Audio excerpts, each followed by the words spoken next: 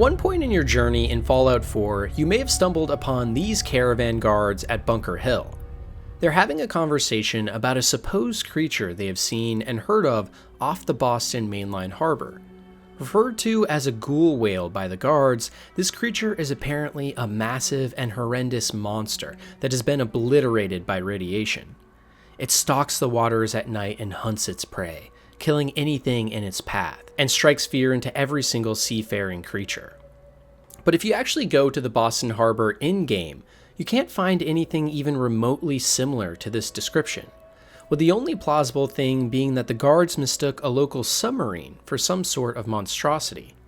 However, if we go into the Fallout 4 game files, we can find assets for this supposed ghoul whale, and well, it's terrifying. In fact, in the Far Harbor DLC that was released for the game over a year after its initial release, we can see giant whale skeletons littering the coast of Far Harbor, suggesting that this creature is in fact not a myth. The truth is, the ghoul whale was likely cut out at some point in the development, and this is why we can never actually find it in-game. But based on multiple lines of dialogue and the actual game files themselves, it's quite obvious that at some point, Bethesda intended on having this colossus play a major part in some underwater adventure. And speaking of underwater adventures, another interesting piece of cut content from Fallout 4 is the quest 20 Leagues Under the Sea. The quest is a play on the words referencing a book and movie series 20,000 Leagues Under the Sea, which would likely have the same premise, where the hero travels deep underwater to fight and slay a giant and mysterious squid monster. In fact, in the cut game files, we can even see an animation for this quest, which includes our favorite big whale buddy, the ghoul whale, swimming around in the background. But if we dig even more into this mystery, we start to find a lot of other peculiar references. Located at the bottom of the sea near Boston Harbor are many unused and weird buildings and assets that we never actually see in the main game.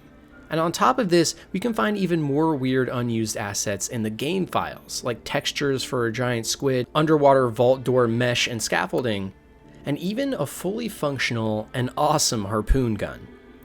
Even more damning though, at one point in Fallout's main story, Deacon can remark about a fantastical and crazy underwater city full of adventure, implying that he has been there before. So when putting all of this evidence together, it becomes quite clear that at some point in the development of Fallout 4, there were big plans for a massive underwater vault akin to the BioShock series, where we could have peered into the deep blue ocean from inside the vault and battled creatures like the ghoul whale and giant squids, all with new weapons and assets. It's sad that this idea never saw the day of light, because truly it would have been one of, if not the most interesting vault in the entire Fallout series, and shows just how much potential the world of Fallout has to create amazing and unique ideas.